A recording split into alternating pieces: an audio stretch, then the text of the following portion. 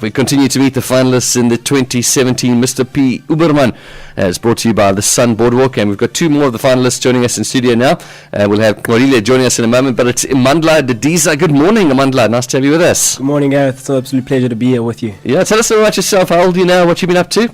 I'm 24, working as self-owned, basically. I own my own business. We do clothing, branding, and whatnot. Nice. And I'm also at the varsity, just finished off 3 modules for BA. Nice. Single?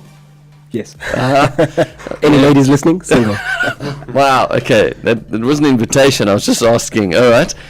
And the Mr. P UberMann competition opportunity, how did it come about? How did you hear about it? It's an absolutely wonderful opportunity to be part of the Sun Boardwalk Mr. P UberMann 2017 Top 12 finalists. I mean, it's the epitome of what a man should be. And for a person who's been in PE for quite some time, you try and market yourself in the most way possible. And from there on, I was just looking at opportunities that I can grow myself. For me personally, self-development is one of the key aspects in my life, and this was it. When I saw this come up, this was it. I had a couple of friends who ran through it, and I kept on checking them. What is this? What's it about? I did a couple of research, and I saw that, listen here, it's the one thing that completely builds someone into the epitome of what a young person should be. And nowadays, we lack such people in society, and that's what I'm trying to build myself up to.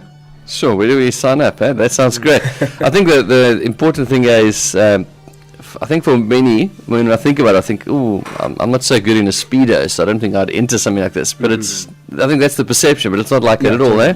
It's nothing like that. That's just the perception. What it does is it harnesses the complete package of what a young adult should be. I mean, it includes, speedo, of course, but that's not the gist of it. We do different kind of things that mold you in terms of speaking, etiquette, all-roundedness. Excellent, good, because I just bought a new speedo, so I don't want to get away. So, and then Tristan Ericsson joining us. Good morning, Tristan. Nice to have you with us. Good morning. Yeah, tell us a bit about yourself. Where are you from? What you up to? Well, I am from PE. I am a personal financial advisor at Old Mutual. 21 at the moment, turning 22 in July. Wow. Not much more to say than that. At Single? The moment. I'm not. Oh. Yeah, I'm taken, unfortunately. Sorry. Sure, taken. All right. So there we go, folks. Lost another good one. Hey? Wow, what a pity. All right. How did you come about hearing about Mr. P UberMann? Well, I was actually doing the Bridal Expo at the Boardwalk now recently with a couple of colleagues of mine. And one of the other finalists was actually one of the guys that I did it with. And Hans came past and he said, "You guys need to enter." And we were very unsure about what he was talking about. So then eventually he explained, no, it's Mr. PE. So we said, okay, he gave us his details. We never entered. Next day he came and jumped on our heads and said, we have to enter. So yes, great. So we did. And I thought it was all about modeling, to be honest. Yeah, I think speedo, exactly. Your perception of it. Yeah. And then Hans explained to me a little bit more. And I had a conversation with one of the crew as well, Craig. And we were standing around and we were talking about it, and then I spoke to Monet about it a little bit more, and I actually understood that it's not just that, it's more of you're being developed. So they're taking what you are and they're allowing you to grow in it. And they put you in different situations that bring out different different parts of you. Put you under pressure a little bit, see what comes out, and then sort of mentor you through that. Yeah, exactly. So they allow you to grow, and they also make you see things that you wouldn't have seen had you not been put through those situations. Yeah, excellent. Pressureful things, I think. Yeah, there's not many opportunities like this in society, because, you think about 12 guys getting together, soccer team, very competitive, rowdy, but an opportunity to really have some personal growth. Is there a sense of competition amongst the guys, Amandla?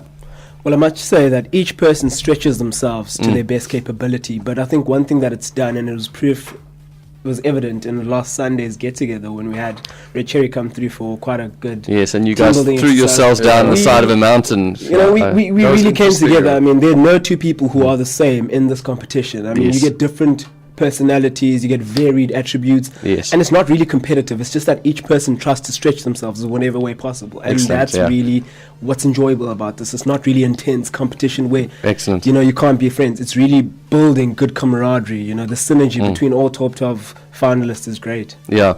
Okay, quickly just tell us about this incident now, Tristan. I heard about it yesterday after the interview off air, but go-karting or pushing go-karts down the hill, wiping out. You guys went a bit raucous there on the weekend. Just tell us quickly what you were up to. Well, we actually saw these little carts and we weren't sure what it was for when we were walking up the hill, actually on our way to this event.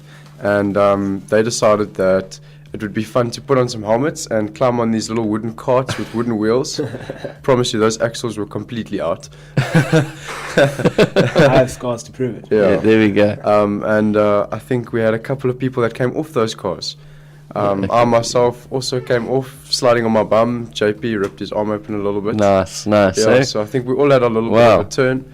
And I think the funniest part about it was not that the people on the carts were falling over. It was more the people that were pushing the carts down the hill. They actually warned us that we have to put on knee guards when we push the cart down the hill. Because you're going to wipe out. Yeah. Excellent stuff. Hey, there we go. Not the Lord. We thought you guys were sitting around doing each other's hair and nails and stuff. Meanwhile, flying down the side of a mountain, eh? I don't think you've seen how long most of our hair is. It's majority of short. Right, okay. All right, let's take a short break. We've got we've got some more of our finalists, rather, from the 2017 Mr. P UberMann. We're going to find out about some of their events coming up over the next while, how you can support them as they go through a significant season in their life, some personal growth and development. So stay with us. It's now 10 minutes away from 8. We're continuing with our finalists for the 2017 Mr. P UberMann. Brought to you by the Sun Boardwalk. We've got Amandla and Tristan joining us in studio. We've been hearing a little bit about their stories and already the personal growth that's taken place, and it sort of culminates with a few events. First of them is the wheelchair drive, or relay rather, coming up at the end of the month. Tell us a little bit more about it, Amandla. Yeah, so basically we've got the APD wheelchair relay on the 27th of April from 10 till 7 p.m. 10 a.m. till 7 p.m. on the 27th of April. And people can just come to the top 12 finalists and just go and look for tickets. We're selling tickets at 10 Rand per lap. It's very important that I mention that. It's 10 Rand per lap. You can sponsor as many laps as you want to. So if you want to support us, if you want to come through, go through to the boardwalk on the 27th of April and just come through and support the wheelchair relay. All right, so that's Thursday, the 27th. It's a public holiday, so Freedom Day. So come and enjoy the freedom of having a Mr. PE finalist pushing you around the lake. There we go. So $10 for a lap, and it's going towards supporting APD and all the wonderful work that they're doing. All right, the next event coming up then, of course, will be your first public appearance. Tell us a little about that, Tristan. Our first public appearance will be at the amphitheatre at the Sun Boardwalk. That's going to be at 5 o'clock, and that's also going to be at a donation of 20 Rand, where all of the finalists will be able to express ourselves a little bit more to the public, so we can introduce ourselves and who we are, what we look like. Singing and dancing? Wait and see. All right. Planned anything. I sense a challenge coming out. All right. So 1st of May, Sun Boardwalk, also public holiday. It's Workers' Day, Monday, I think it is. Yes. $20 get you in. 5 o'clock, come and meet the finalists. And that'll be the first chance for their sort of public appearance altogether. And then the journey culminates with the announcement of the winners coming up with the big gala event. Tell us about that. Yeah, so on the 3rd of June, we've got the gala night at the Boardwalk ICC. That can be accessed through a ticket donation of 140 Rand. You can get it from the top 12 finalists or at Hans in Style.